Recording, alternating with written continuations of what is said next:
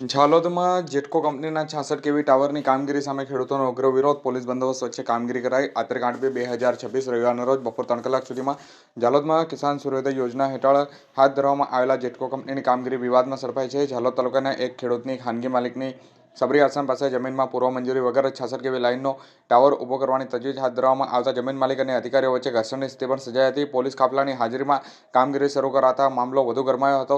મળતી માહિતી મુજબ ઝાલોદના સર્વે નંબર 115માં શોભનાબેન ડામોરના સંયુક્ત પરિવારની ખાનગી માલિકીની જમીન આવેલી છે અને આ જગ્યા પર કિસાન સૂર્યોદય યોજના અંતર્ગત જેટકો કંપની દ્વારા 66 કેવી લાઇનનો ટાવર ઊભો કરવાની કામગીરી હાથ ધરવામાં આવી હતી. જમીન માલિકનો આક્ષેપ છે કે કંપની દ્વારા કોઈપણ પ્રકારની પૂર્વ સૂચના આપ્યા વગર જ મંજૂરી લીધા વિના જ સીમમાં ફેન્સિંગ તોડીને કામગીરી શરૂ કરી દેવામાં આવી હતી.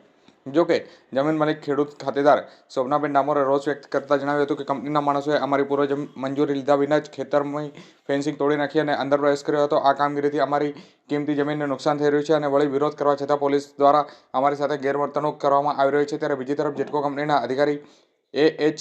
રાણાએ મીડિયાને જણાવતા કહ્યું હતું કે આ કામગીરી સરકારની મહત્વાકાંક્ષી કિસાન સૂર્યોદય યોજના અંતર્ગત કરવામાં આવી રહી છે. અમે જિલ્લા કલેક્ટરના ઓર્ડરના આધીન રહીને જ સરકારની લાઇનનું કામકાજ કરી રહ્યા છીએ. સ્થળ પર જ જમીન માલિક દ્વારા ભારે વિરોધ પ્રદર્શન કરવામાં આવ્યું હોવા છતાં પણ પોલીસ સુરક્ષા વચ્ચે જેટકો કંપની દ્વારા ટાવર ઊભો કરવાની કામગીરી ચાલુ રાખવામાં આવી હતી.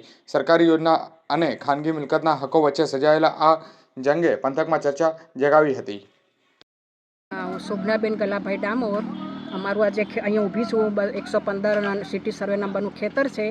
એની અંદર જેટકો કંપનીવાળા જબરજસ્તીથી ટાવર નાખવા આવ્યા છે. નથી અમને વળતર મળ્યું, નથી અમારી મંજૂરી લીધી. જે બાઉન્ડ્રી બનાવી હતી તોડીને અંદર ભરાયા છે અને મેં વિરોધ કર્યો છે તો પેલા પોલીસવાળા કે તમારા પર કાયદેસરની કાર્યવાહી કરશું.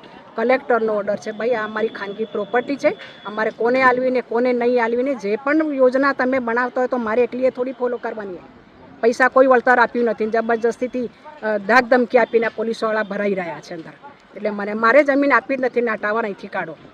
અને આ સિવાય મારી પાસે કોઈ જમીન નથી. હું આના પર ખેતી કરી નિર્ભર છું. અને ડામોર શોભનાબેન ગલાભાઈ.